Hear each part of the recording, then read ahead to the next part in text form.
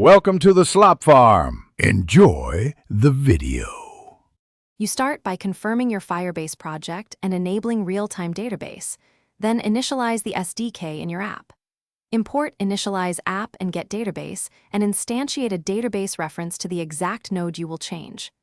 Authenticate as an end user or with a service account so updates are authorized.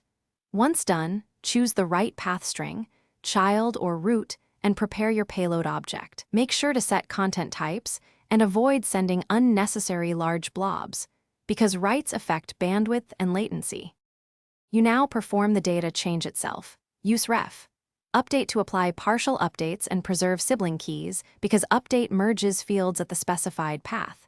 If you must replace the entire node, use set, but be mindful that it overwrites data. For adding list items, use push to generate unique keys.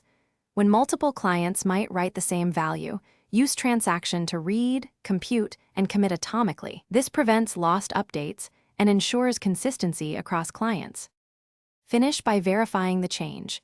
Read the node once or listen and inspect the return snapshot, because seeing the updated shape confirms success. Then tighten security rules and add validation to prevent bad writes, and consider indexing hot paths for performance.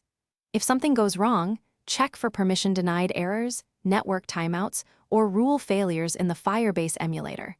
Then retry with exponential backoff. Make sure logs show the request payload and rule evaluation. This helps you quickly.